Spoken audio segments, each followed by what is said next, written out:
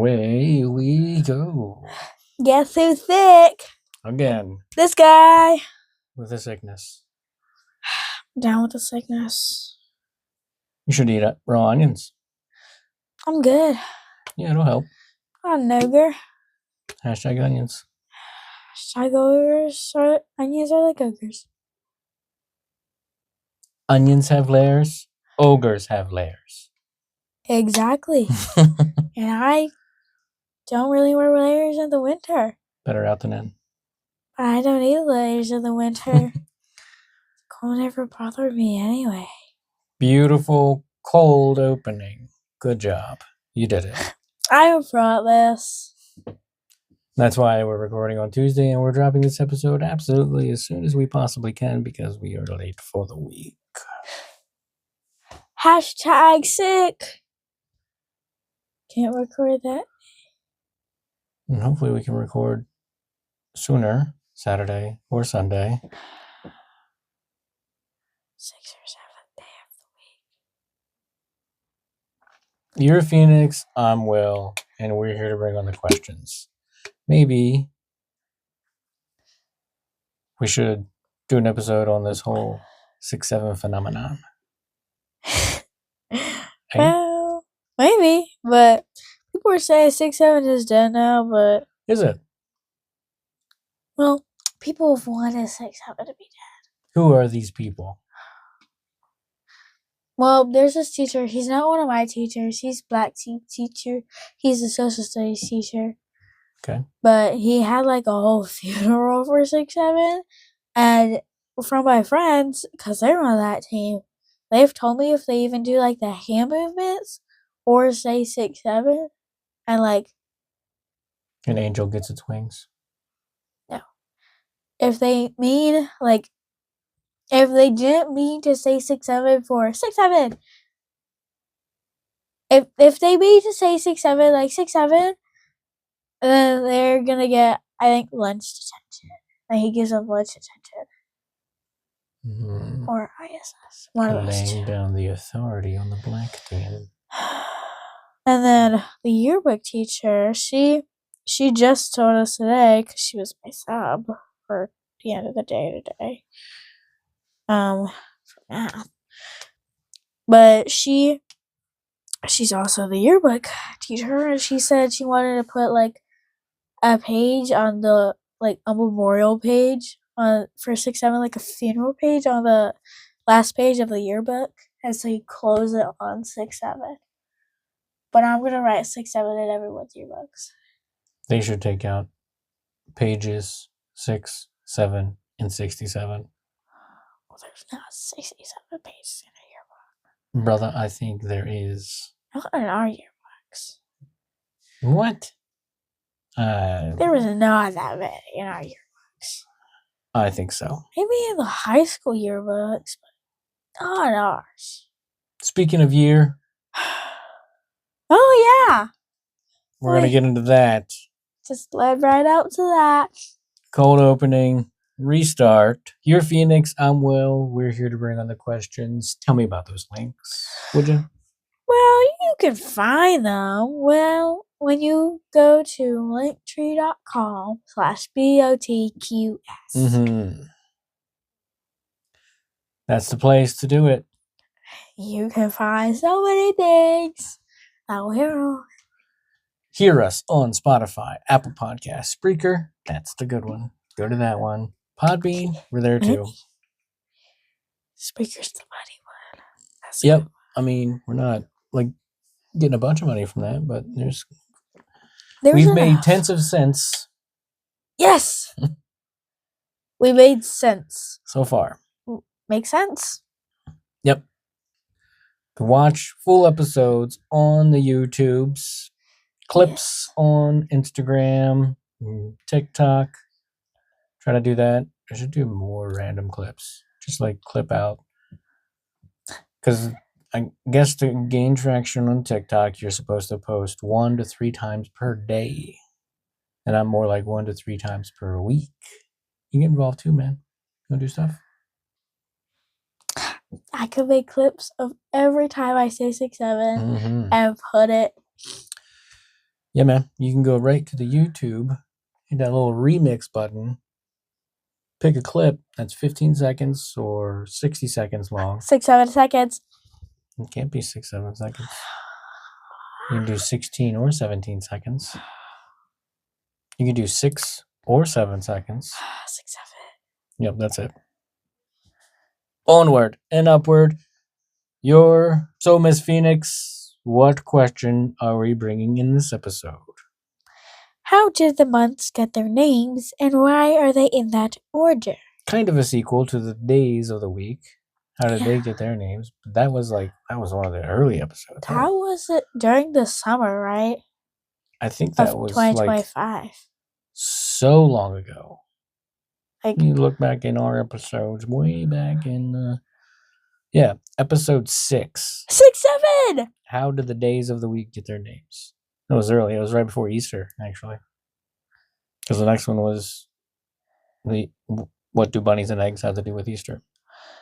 Man, if this one was 42, then it would have been 6 times 7. See, then it would have been perfect for our next episode. That one's going to be called Synchronicity. Well, what is synchronicity? There's a little spoiler for you, but we'll talk about it in the next one. Maybe it'd be kind of synchronicity. But anyway, that's not what we're talking about. We're talking about the months. We're going to get into those misconceptions about the months. But we get into this. Before we get too into the names of the months, we need to talk about the difference between the Julian calendar and the Gregorian calendar. We could probably dedicate a whole episode to that alone, and maybe we will someday. But we'll try to hit the high points real quick. The main difference is accuracy. The Julian calendar adds a leap year every 4 years, 365.25 days per year. Science. Yes, somebody figured it out. But the Gregorian calendar refines this by skipping leap years and century years, not divisible by 400. A little confusing, right? I'll read that sentence again, then I'm going to move on. The Gregorian calendar refines this by skipping leap years and centuries not divisible by 400. So, e.g., 1700, 1900, making it much closer to the actual solar year, 365.2422 days, and preventing the seasonal drift that caused the Julian calendar to fall behind by about 10 days by the 1500s.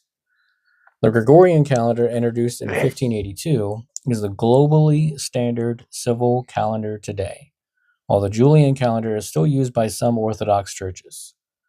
So if they skewed 10 days by the 1500s, that means they are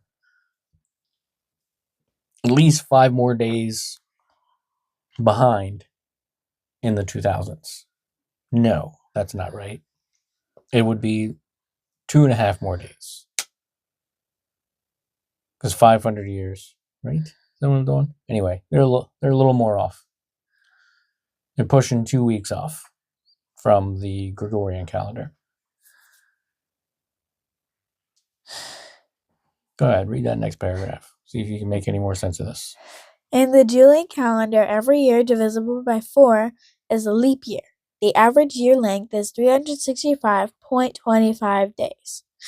That makes it too long by about 11 minutes per year, causing it to drift about 1 day every 128 years. For the Gregorian calendar, every year divisible by 4 is a leap year, except for years not divisible by 100. Except for years divisible by 100, but not by 400. Example, 1700, 1800 are not leap years. 2000 was. The average year length is 365.2425 days. That's so slightly less than 0.25. That's weird. A much closer approximation to the true solar year. When the Gregorian calendar was introduced in 1582, 10 days were skipped. October 4 October 4th was followed by October 15th. That's 11 days. I know, right?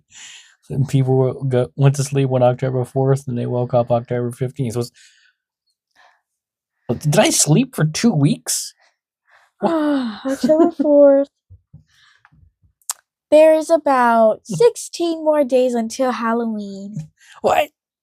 There was just more. 3 weeks till Halloween. Now it's only 2 weeks till Halloween? You start carving my radishes. Potatoes. To realign with the seasons. The Gregorian calendar is essentially a correction for the Julian calendar's slight inaccuracy, preventing future seasonal drift by removing a few leap days over centuries, making it the more precise system for modern use. Beautiful. Still didn't get to the names of the months yet. We'll get there. The structure of the modern Western calendar is an elaborate parchment, a layering of agricultural necessity, religious ritual, political maneuvering, and astronomical correction that has evolved over nearly 3 millennia. To analyze why the months are named as they are and why they appear in their specific sequence, one must investigate the transition of Rome from a small agrarian settlement into a sprawling Mediterranean hegemony. The current system, primarily defined by the Gregorian refinement of the Julian reform, retains linguistic and structural artifacts from the legendary 10-month calendar of Romulus. The lunar-solar adaptations of Numa Pompilius and the pragmatic and administrative shifts from the Middle Republic. The persistence of names such as September, the 7th month, for the 9th month of the year, serves as a profound example of cultural inertia and the enduring nature of Roman administrative infrastructure. Did you get all that? Yeah. And if you're wondering why September is like 7th month, well, they're going by Latin/Spanish uno, dos, tres, cuatro, cinco, seis, siete is 7, ocho, 8, October, nueve, 9th, November, Diez. yeah, December.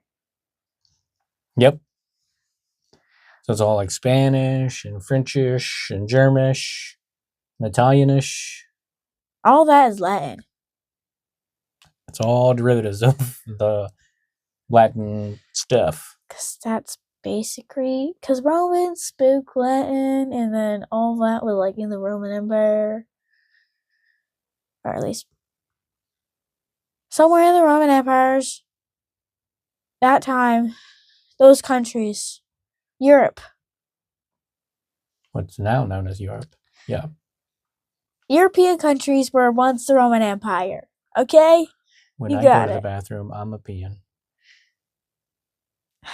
You come out, you go in American, you come out German. Or were you in the bathroom? You could still be German because that's a European country. If you have to explain the joke, it's not funny.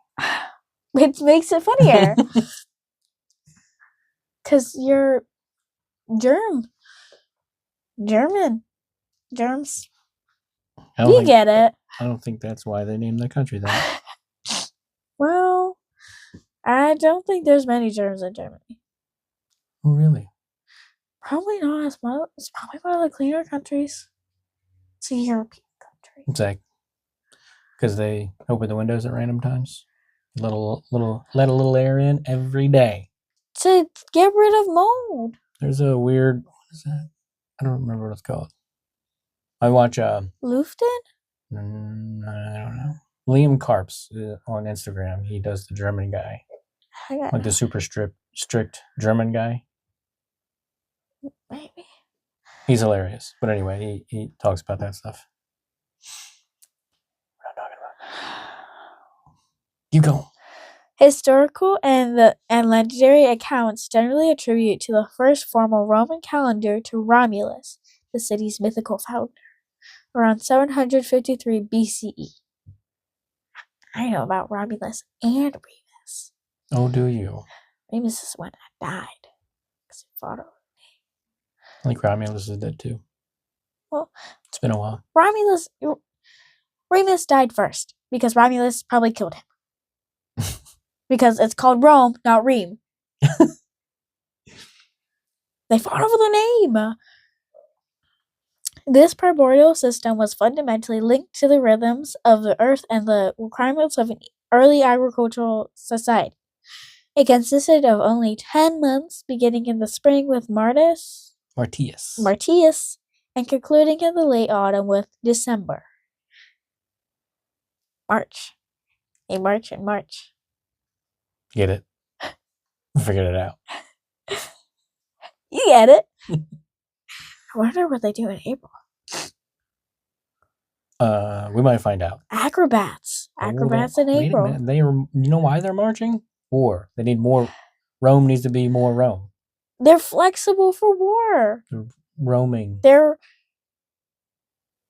roaming and doing back handsprings in Rome in April. I think they're pretty flexible. They're marching in their giant golden freaking armor stuff. Spartans. I don't know how real that is.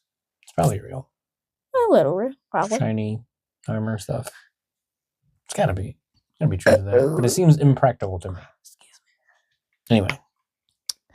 This structure resulted in a year of 304 days, which left approximately 61 days of winter completely unaccounted for in the formal chronological record. That's what I was telling you earlier. There's just this no time. Like they start in March.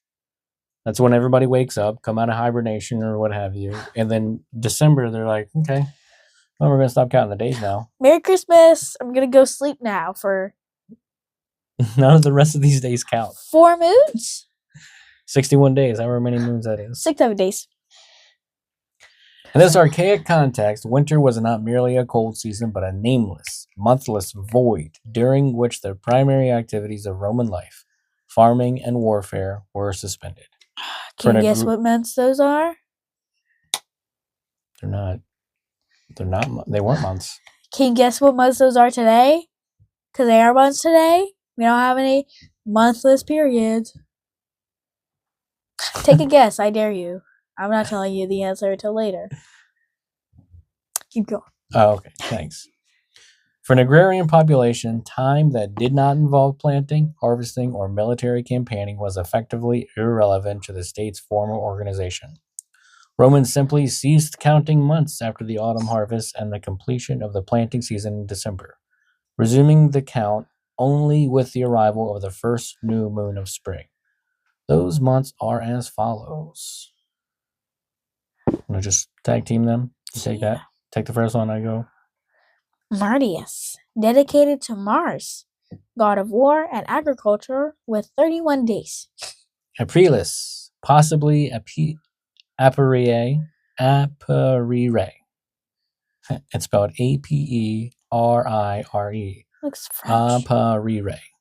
To open or approve Aphrodite with 30 days. So that one was kind of dedicated to Aphrodite. But that should be February. Why? This is April. It's spring. Love. No. Valentine came later. Fine, I'll give you your vampire time later.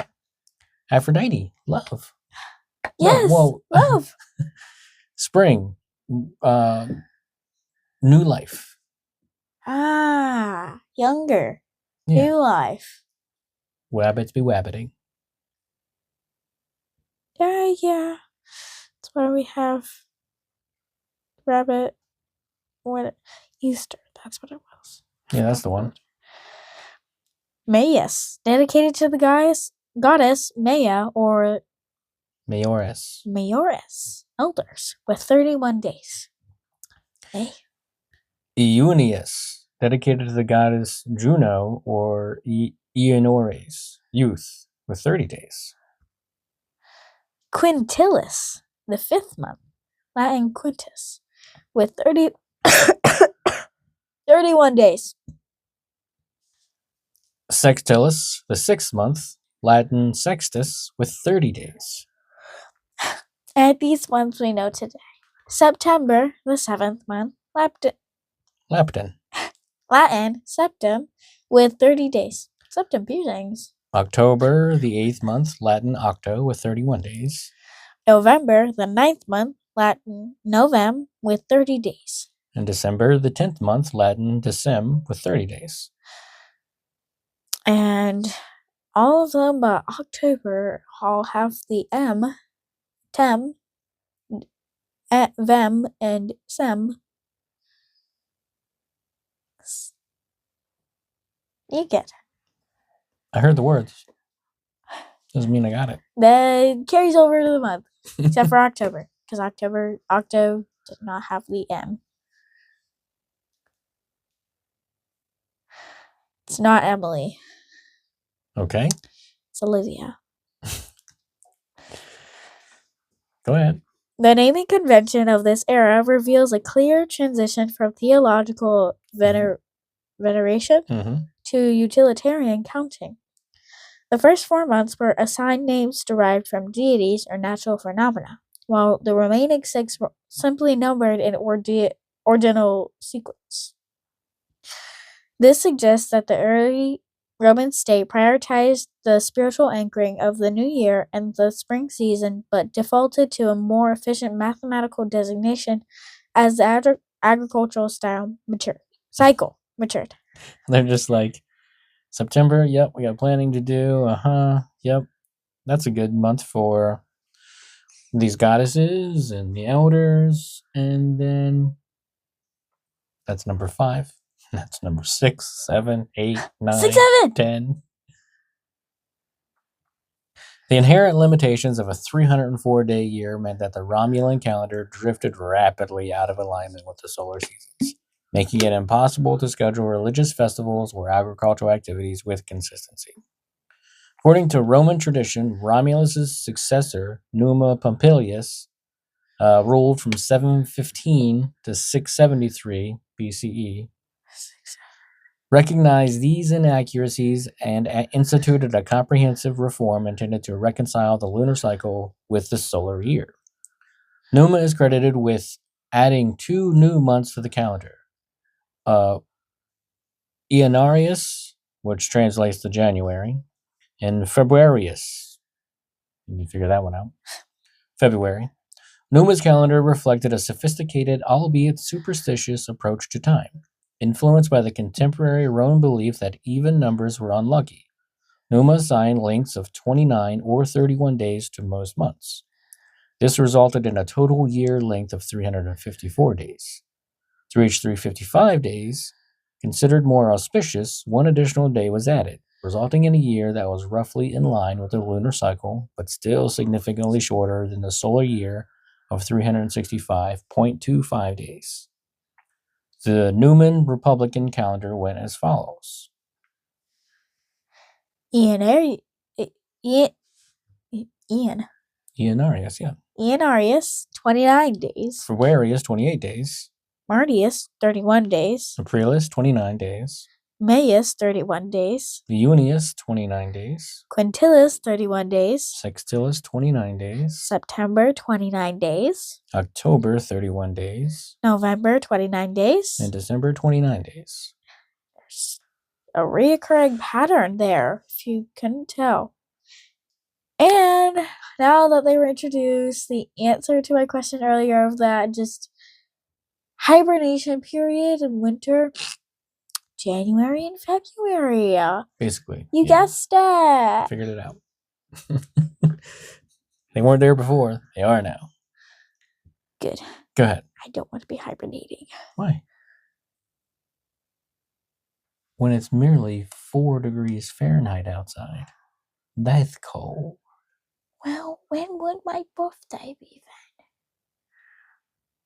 One of the other 10 months. What if I was born while in hibernation period? That is interesting. What did they do for the people that were born in that dark, liminal 61 days of nothingness? The void. You were born in the void. Sleepwalking, taken care Throw of. them out. We don't need them. They were born in the void. There's a darkness in their souls. I have a part of the darkness. I'm Batman. I live in the shadows. No, he was. That was. You don't know if he was a January baby. That was nurture. It wasn't nature. Was it nature? No, that was nurture. He was nurtured into the darkness. I'm Batman. I live in the shadows. Read about February, would you? February was uniquely designated with 28 days, an even and therefore, quote, unlucky number. This was deemed appropriate because February was the month of purification, atonement, and the honoring of the dead. Tasks that were inherently somber and separated from the luck-driven activities of the rest of the year. At this stage in history, January and February were likely placed at the end of the calendar year, meaning the official year still began with March. This sequence ensured that the year concluded with a period of ritual cleansing before the renewal of spring. Which makes sense to me. Sounds practical. So at the end of the year, you just do all this ritual cleansing. You get your month of New Year's resolutions. No. What are you doing? New Year's not until March. Post-Christmas resolutions. You figure out your resolutions, and then you cleanse your soul and start a new fresh start before going into the next year with a fresh start. To claim more land for Rome once they begin to march. In March. Polish your armor. We got places to be. To maintain alignment with the solar year, the Romans utilized a system of intercalation, which is a term for adding a leap day, month, or year. It's also a term used in chemistry and storytelling. Insert an extra molecule in your experiment to give it a little razzle-dazzle, or insert a little extra story in your story again for a bit of razzle-dazzle. Anyway, the Romans inserted an extra month known as Mercedonius or Intercalaris every 2 to 3 years. I think a month is overkill, but when in Rome. The insertion of this month was the responsibility of the Pontifex Maximus. This human intervention introduces significant vulnerability. The high priest frequently manipulated the calendar to extend the terms of political allies or shorten those of their opponents, leading to chronic chronological instability by the late Republic. See? Look at this corruption amongst the calendar keeper. This year we have 12 months. This year we have 13. Yeah, keep the guy in. Well, how long is that month going to be? And keep the guy in term 3 days. For another 31 days. Oh, well, we don't like that guy. Well, this time, what was the month? Mercedonius is only going to be 17 days. Because we don't want that guy in. Yeah, that guy sucks. All right, read that next part. Ooh, excuse me. I like that. That's not the words. I had Pepsi earlier, if you were wondering. It wasn't. Well, I'm not talking to you. What if I'm not talking to you? The nomenclature of the Roman months offers a window into the values, mythologies, and societal structures of the ancient world.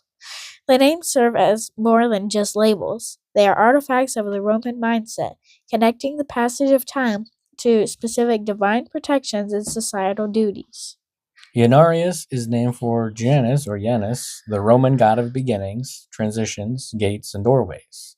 Janus is traditionally depicted with two faces, one looking backward to the past and one looking forward to the future, making him the ideal patron for the new year. The word is derived from the Latin Aenua, meaning door or gate. In a civil sense, Janus was the protector of the state's initiations and the transitions between peace and war. The choice of Janus as the namesake for the first month reflects the Roman emphasis on the auspicious beginning. It was believed that the manner in which a period of time began would dictate its outcome. While January did not become the official start of the civil year until later in Roman history, its naming after Janus signifies its role as the doorway to the chronological cycle. Janet. Not Janet, Janus. Genocide. Means door or gate. Genocide? Yeah, Janet committed You're genocide. You're gonna get rid of all the Jans? Genocide. Jane, Jan, Jam. They're all gone. You want Jam? JJ. JJ aside. Jellicide. No more Jello. Some people would not be upset about that. I bet the 1950s would be upset about that. Yeah, because they put everything in Jello. Bananas. Jello salad, not fun. I cannot imagine. Febreze derives from the Latin for broom. For broom. Febreze broom. Maybe that's why they named it. Read what it means. Meaning a means of purification or atonement. Maybe that's why it's called Febreze.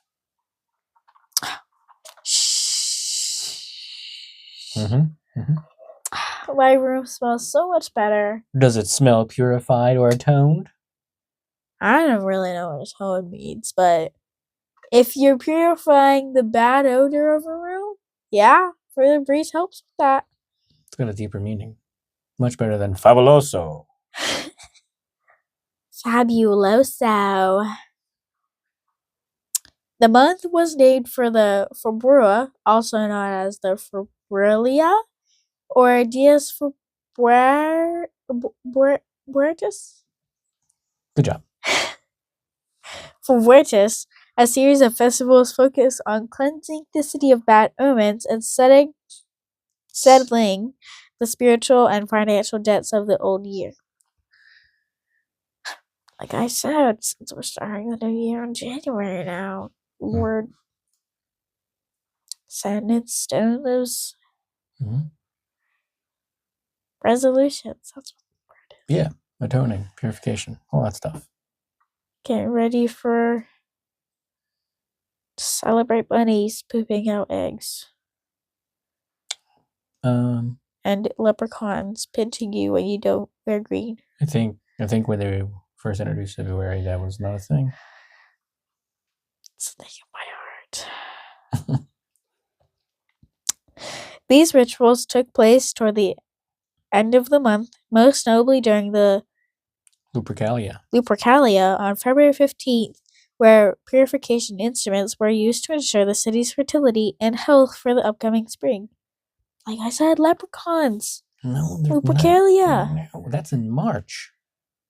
We're getting ready for March. Like 4 weeks from that point. And you can still get ready for March. You can be an early planner. No. They're still coming out of the cold. They're still warming up. No. Keep going. You're hard to convince. Historically, because February was the final month of the archaic calendar, it was the logical time for such cleansing. Even after the year's beginning shifted to January, February retained its character as time of reflection and atonement, a period of transition before the vigorous resumption of life in March. Isn't Carnival celebrated in February? Fat Tuesday and all that? Huh? Ash Wednesday? It's in February, right? I don't know. That's Lent. Lent would be like in April. No. That's Easter. Are you sure? Yeah. No, we do Lent leading up to Easter. So March. I think it's February. When is Lent? Yeah, Wednesday, February 18th, 2026 through April 2nd, 2026. And then Easter. Ramadan, so we're both Mardi Gras, wrong Passover. And we're both right. What are the rules of Lent? We should get into this. What is Lent? We kind of got into it and other things, but Meatless Fridays. yeah, I'm afraid so. Excuse me, those. Are you upset about that? Fasting. Ash Wednesday and Good Friday. 1 full meal allowed with 2 smaller meals that together don't equal a full meal. No solid food between meals. Popsicles. Abstinence from meat. We're not talking about this. We'll talk about that if we do an episode. Anyway, Martius was named in honor of Mars, the god of war and agriculture, who was also revered as the father of Romulus. As the original first month of the year, March coincided with the vernal equinox, representing the return of the sun and the renewal of growth. For the Romans, Mars was not merely a deity of destruction, but a guardian of the state's security and the productivity of its fields. The start of the year in March was a pragmatic reflection of the military campaign season. As the winter weather broke, armies could once again move, and farming could resume. The month was marked by numerous festivals such as the Matronalia and the Aquaria, which celebrated the city's foundational myths and its military readiness. I know about the story of Romulus and Remus. We'll get into those in a different episode. But they're Roman gods, not Greek gods. Which is ridiculous similarity between the groups. It's one of the stories of how Rome was found. There's multiple stories of how people say it was founded. But one of them is Romulus and Remus. And Romulus won the war because Romulus wanted to call it Rome. Remus wanted to call it Rome because their names. Seems like a weird misconception. Then Remus, what? Remus died. But did he really want to call it Reem? Yes. He wanted to name it after himself because Romulus wanted to do the same. Rome. Reem. Arrogant fools. They founded the thing. No, apparently Romulus did. No, they both did, but they couldn't decide on a name, and Romulus won the war, and Remus didn't. Remus died, and so thus far was named Rome and not Reem. All right. Why was April called April then? Could you tell me that? The etymology of Aprilis has been a subject of debate since the 1st century BCE. One prevailing theory, championed the scholar Varro, links the name to the Latin verb apparire, to open.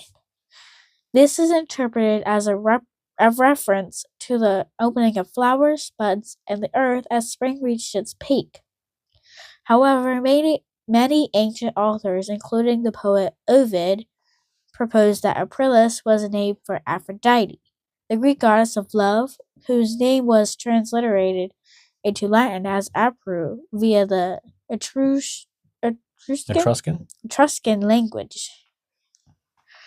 As the mother of Aeneas and the divine ancestor of the Roman people, Venus, the Roman equivalent of Aphrodite, was a natural patron for a month associated with fertility, growth, and the beauty of the blooming season. Modern philologists often favor the Etruscan Aphrodite connection as apparire. Apparire does not follow the standard naming conventions used for other months. Yeah, so it's hard to believe that it's named after Aphrodite. Perhaps it is something else. It's one of the 7 wonders of the world. What? You don't know the 7 wonders of the world? Aphrodite's not one of them. The original name of Aprilis. Okay. Is that one of the 7 wonders of the world? I don't think so. It just means to open. Apparire? To open, like flowers blooming. That's one of the 7 wonders of the world. No, the name, where it came from, the name Aprilis, where they got that from. Flowers opening. Aparire. Yeah. Is that one of the 7 wonders of the world, where the name came from? Aparire? No. Is where this originated from one of the 7 wonders of the world? The Gardens of Babylon? I feel like you're just doing this on purpose now. I did that one on purpose. You want to go blow your nose while I read about Maius? No, I'm gonna be. Okay. I'll be fine. Maius is most commonly associated with the goddess Maya or Maya, a deity of growth and the daughter of Atlas. Maya was often paired with Vulcan, the god of fire, and she presided over the early harvest and the increasing vitality of the natural world. An alternative etymology also cited by Varro suggests that May was dedicated to the Maiores, or the elders of Roman society. In this view, May and June were a thematic pair intended to honor the 2 generational pillars of the Roman state, the old who provided wisdom and the young who provided strength. May they forever rest in pieces. Pieces. Reese's Pieces. Rest in Reese's Pieces. Eunice? Eunice is almost universally attributed to Juno, the queen of the Roman gods and the patroness of marriage, childbirth, and the well-being of women. As one of the principal deities of the Capitoline Triad, Juno's protection was essential for the continuity of the Roman family and state. In accordance with the generational theory of May, June was also associated with the Euniorus. Euniorus. Whatever. Sounds good. Euniorus, or, quote, the young people. This pairing reinforced the Roman social order, dedicating the months of the late spring and early summer to the preservation of the past and the preparation of the future. The final 6 months of the early Roman calendar were named numerically, beginning with Quintilis, the 5th month, and ending with December, the 10th month. These names serve as a chronological fossil, preserving the memory of a time when March was the first month of the year. Quintilis, from Quintus, 5th, later renamed July. Sextilis, from Sextus, 6th, later renamed to August, and we'll get into that too. September, from Septem, 7. October, from Octo, 8. November, from Novem, 9. December, from Decem, 10. Those months are very easy to remember. Yep, because they are literally 7th, 8th, 9th, 10th month. But they're still the same today too. Not the others. Well, the names are the same, but they are now the 9th, 10th, 11th, and 12th months. Yes. The survival of these numerical names, despite the shift in the calendar's order, is one of the most significant idiosyncrasies of the modern dating system. It highlights the Roman tendency toward conservatism and religious and administrative nomenclature.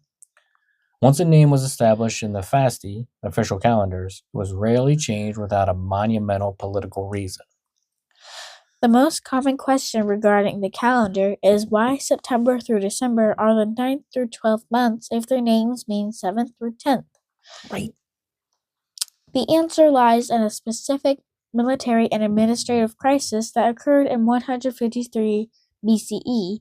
For centuries prior to this date, the Roman civil and consular year began on the Ides of March. Ides of March, March 15th. This was the day newly elected consuls took office and assumed command of the state's legions. Because the year was named after the sitting consuls, the year of their term was effectively the start of the official year. And that's when you can get wishy-washy with it. In 154 BCE, a serious rebellion broke out in Rome's Spanish provinces, the Second Celtiberian War. The Senate designated Quintus Fulvius Nobilior as consul for the following year to deal with the crisis.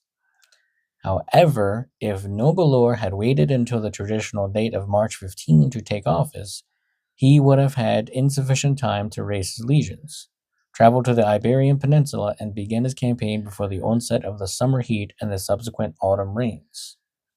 To respond to this emergency, the Senate issued a decree moving the start of the consular term to January 1st, 153 BCE. This allowed the consuls to begin their administrative and military preparations during the winter months, ensuring they were ready to depart for their provinces at the first sign of spring.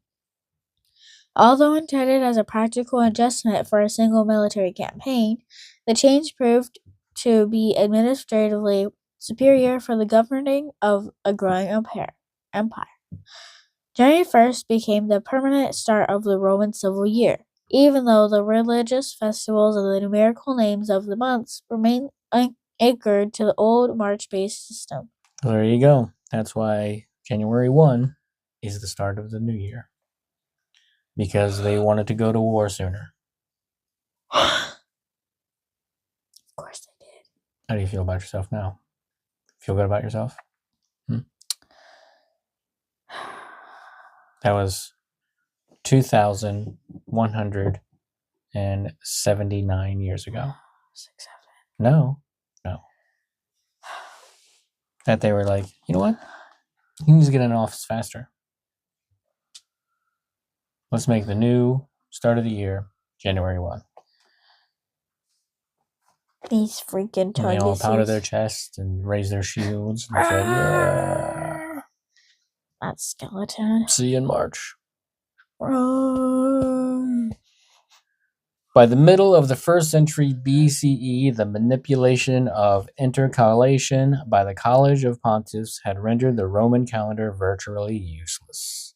Festivals meant for the harvest were occurring in the middle of winter, and the state's official dates were nearly 4 months out of sync with the solar year. When Julius Caesar became Pontifex Maximus and the later dictator, he recognized that the Roman state required a scientifically grounded, standardized method of timekeeping. In 46 BCE, Caesar consulted with the Alexandrian astronomer Sosigenes to design a solar calendar based on the Egyptian model. To reset the calendar, Caesar made the year 46 BCE the longest in human history. A quote, last year of confusion, lasting 445 days to account for centuries of missed leap months. Whoa. I wonder if that's why they hated Caesar. Because now he was ruler for another 100 days or whatever. Like, what are you doing, dude? You can't just add 100 days to the year. What are you doing? I like my 80 days. I like my 80 days of unnamed month years. But I do wonder, I don't know what the story is. I don't know why they literally stabbed Caesar in the back 27 times or whatever it was. I don't know why. I don't know what that story is. It's probably a bad ruler. I don't know. I mean, why else would would his own council stab him? Or whatever, he must have did some bad stuff besides add 80 days to his rule.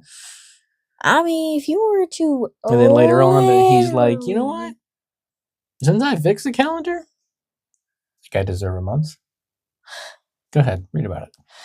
The Julian Reform, which began on January 1st, 45 BCE, established a 365.25 day year with a leap day inserted every 4 years at the end of February. Caesar increased the length of several months to reach the 600 wow. Wow, slow down. 365 day total, but he purposefully left the existing festivals and the names of the months intact. This reform transformed the calendar from a local religious tool into a universal administrative standard that could be applied across the vast Roman Empire.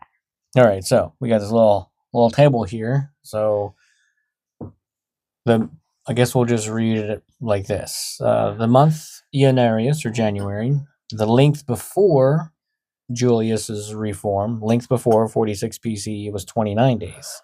The length after 45 BCE was 31 days. Februarius, length before was 28 days. Length after was still 28 days, but 29 in leap years. Martius didn't change. Was 31, still is 31. Aprilis What? was 29, only added 1 day, 30. Maius, 31, didn't change the length of Maius. Junius, 29, 30. Quintillus, 31. Sextilis, 29, 31. Here we go. September was 29, and after Julius' reform, it got to 30 days. October, 31, 31. November went from 29 to 30 days. And December, 29 to 31. There we go. The transition of Quintillus and Sextilis into July and August represents the most successful attempts at political rebranding in chronological history. Unlike later emperors who sought to rename months to satisfy their own vanity, the renaming of July and August was deeply tied to the foundational transitions of the Roman state from republic to empire. Following the assassination of Julius Caesar in 44 BCE, the Roman Senate, led by Mark Antony, voted to rename the month of Quintillus as Iulius. Nope, Iulius. Iulius? So it's Iulius. Iulius. Iulius. I like that. Or July. That's easier for my American tongue. Our American tongue. The month was chosen specifically because it was the month of Caesar's birth. By placing Caesar's name in the calendar, the state deified its fallen leader and ensured his legacy was woven into the daily life of every Roman citizen. So people still liked him and named a month after him? Which is kind of weird, right? Like, he was assassinated in 44 BCE, and then the Roman Senate, led by Mark Antony, is like, you know what? I quite like this guy. He was a good guy. Maybe we didn't need to stab him all those times.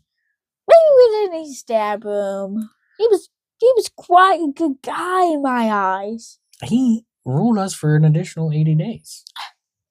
That year, that had an extra 80 days. 1 year. He was the best person in that year. I think we should name a month after him. Iulius. Yeah. In 8 BCE, the Senate voted to rename the month of Sextilis as August, in honor of the first emperor, Augustus. First emperor. So they went from a Senate, or they went from a republic to an empire. So Augustus was the first emperor. Yes, related to Julius. Quite so. Augustus did not choose this month because of its length or its proximity to July. Liar. Rather, Sextilis was the month when he had first entered his consulship and achieved his most significant military victories, including the final conquest of Egypt and the end of the civil wars. The renaming of August symbolized the arrival of the Pax Romana, the period of imperial peace and stability that Augustus established. The permanence of July and August led several subsequent emperors to attempt to immortalize themselves or their family members by renaming other months. However, these changes were universally rejected by the Roman populace and the Senate following the emperor's deaths, illustrating a profound resistance to wholesale changes of the fasti. This is kind of funny.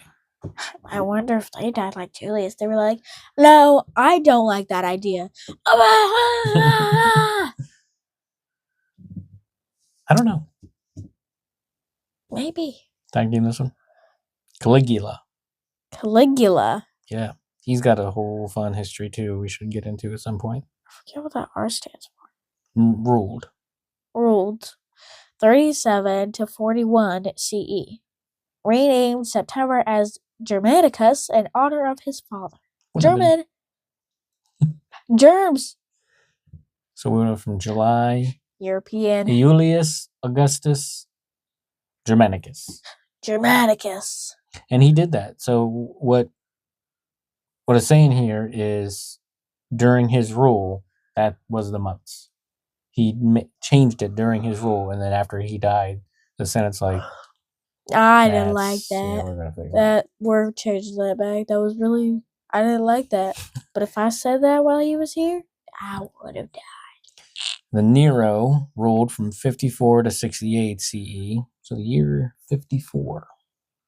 He attempted a sweeping reform, renaming April as Neronius, May as Claudius, and June as Germanicus. See, trying to hit that Germanicus again.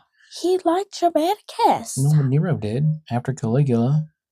And once again, the Senate's like, oh, we're not going to do that. We're changing that back. We're not keeping that. Domitian. Nope, that's not the word. Domitian? Domitian. Ruled 81 to 96 CE. Was a period of 12 years. Yeah. Not too shabby, I guess, right? Because that's... Nero did 14, and Caligula had 4. Wait, that's not 12 years. Loser. What? 15. Yeah. 9 times 9, and then 12 times 8. That's what I was getting at. I don't know why I said 12. Rambling and math. What kind of brain you got going on there? Anyway, Domitian did what now? Renamed September as Germanicus and October as his name, yes. Domitianus. I don't think that's how you say it. Domitianus? Sounds great. I get with the Germanicus. Right? They're trying to make it stick. It didn't stick. Germanicus is not staying. Once again, the Senate's like, no. We're not doing Germanicus at all. Commodus ruled from 180 to 192. Now that was 12 years. In an extreme display of megalomania, he renamed all 12 months after his own various titles and names. Amazonius, Invictus, Felix, Pius, Lucius, Elias, Aurelius, Commodus, Augustus, Hercules, Romanus, and Exopaterius. The fool. I bet he has a fun history too that we can get into. Definitely, if you're Commodus. Komodo dragon. Named after a toilet. Never called a commode a commode. It's a toilet. Huh? Commode. I know comrade, but not commode. Keep going.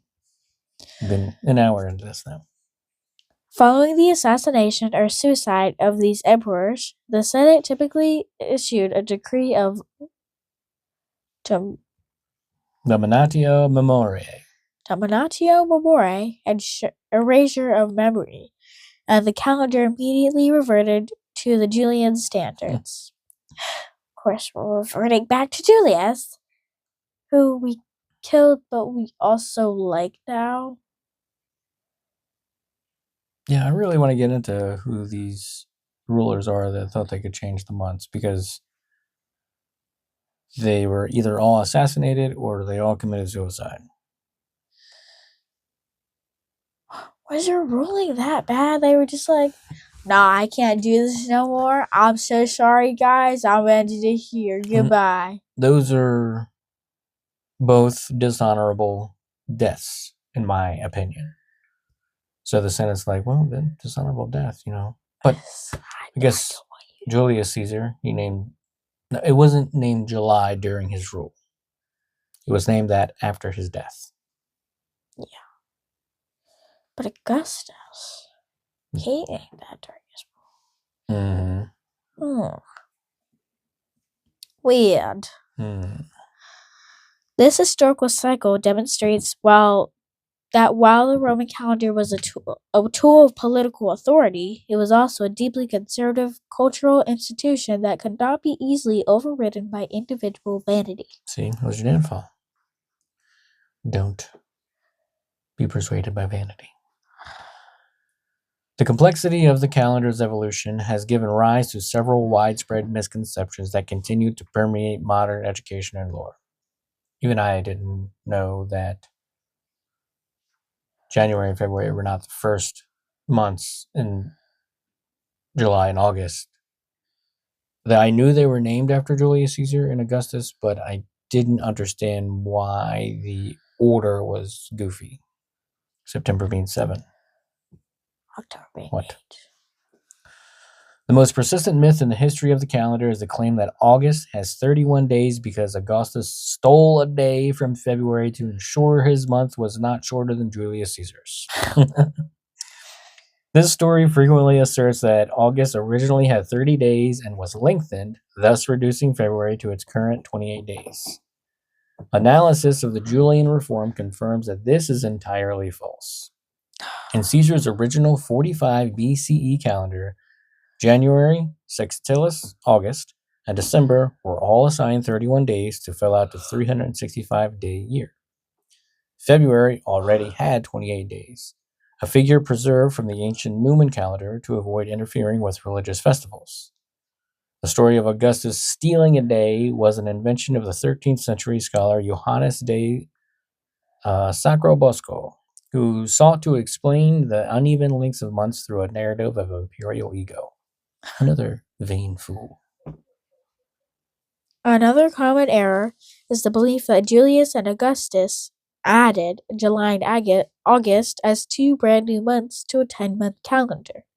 As previously established, the transition from 10 to 12 months occurred during the reign of Numa Pompilius, 7 centuries before the rise of the Caesars. Julius and Augustus did not increase the number of months. They merely applied their names to existing months that had previously been known by their ordinal numbers, Quintilis and Sextilis. But Julius didn't really do that himself. No, it was a posthumous honor. Even though we killed him, I still can't get over that. We killed him, but we named a month after him. Like, come on, make your mind up. Do you like him or do you hate him? Furious, right?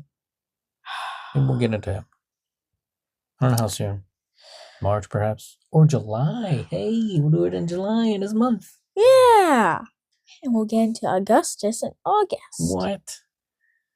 He probably has some stuff going on. Definitely.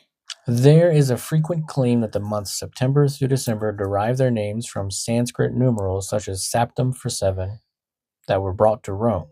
While Latin and Sanskrit share a common Proto-Indo-European linguistic root, the month names are strictly Latin ordinal adjectives.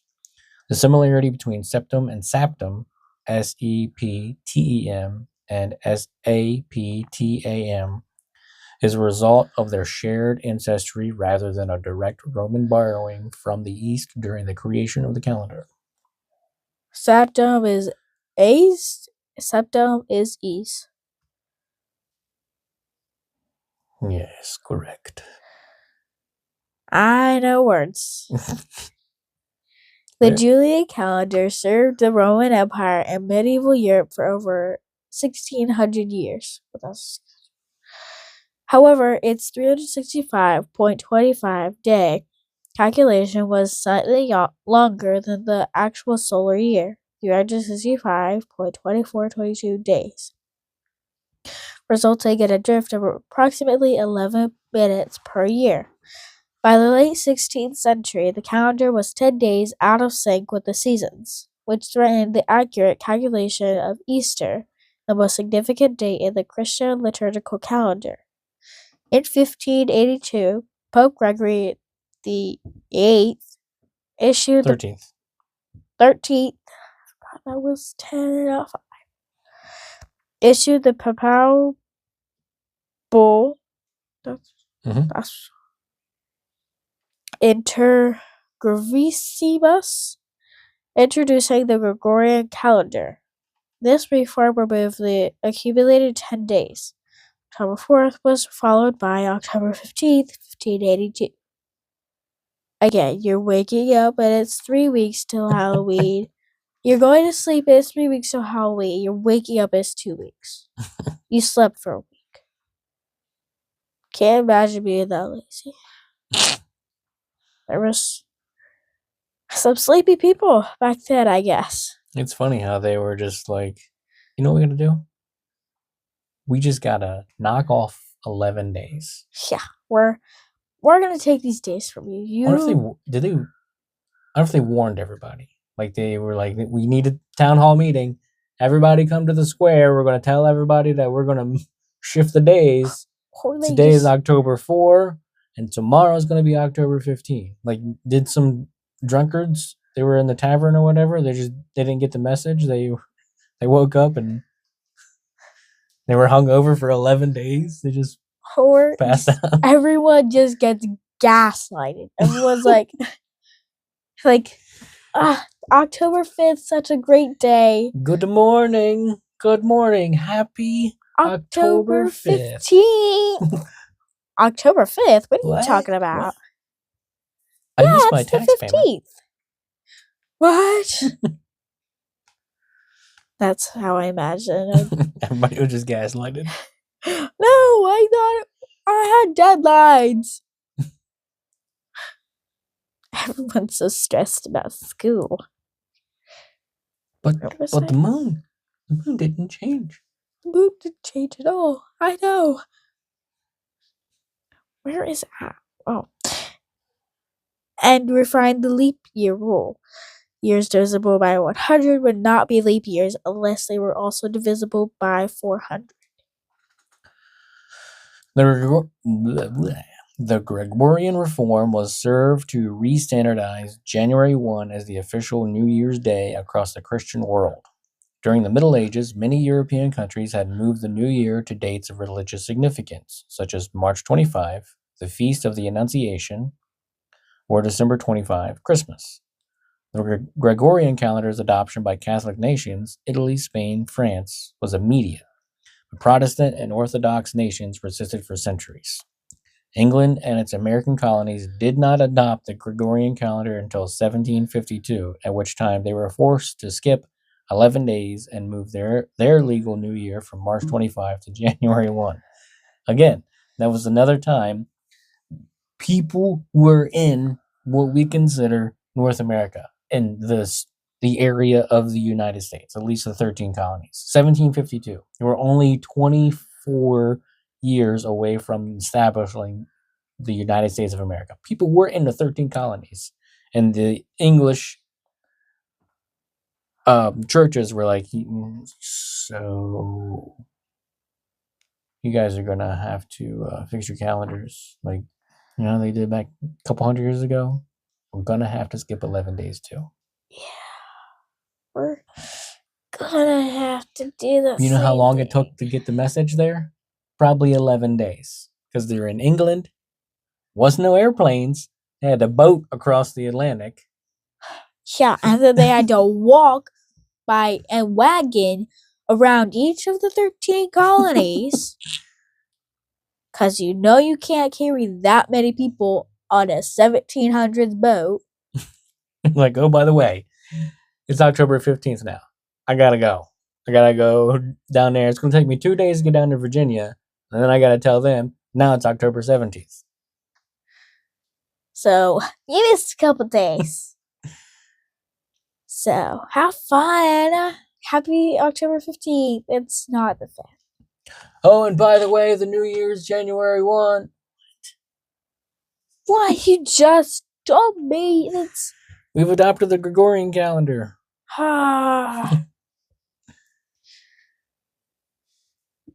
The modern calendar is a testament to the persistence of Roman culture and administration. Despite the intervening intervening millennia, the rise and fall of empires, and the transition from paganism to global secularism, the names and order of the months remain essentially Roman. We continue to honor Janus and January, practice purification in the short month of February, and use names of long dead emperors for July and August. The persistence of the numerical offsets, September as the 9th month, October as the 10th, serves as a constant reminder of the 153 BCE crisis in Spain and the legendary 10-month year of Romulus. The Roman calendar was never a perfect scientific instrument. It was always a compromised, human-centric system that balanced the needs of the farmer, the priest, and the politician. Its survival into the 21st century as the global standard for civil time is perhaps the greatest surviving monument to the Roman Empire's ability to organize and standardize the human experience. Now we know how the months got their names and why they are in that order. And how crazy A, the Roman Empire was, and B, how crazy their emperors were. We only barely scratched the surface of that chaos. Yeah. I don't know how we're going to start that. Like, there's so much stuff we could do. We could go to the Roman gods, and there's Greek god parts of it, and then talk about the emperors. We could talk about Latin. Because that's a part of it. They spoke Latin. Who did? The Romans? Yeah. What? They didn't speak Romish? Romish would be Latin. That's not for this episode. It's for other episodes. Question brought. Question answered.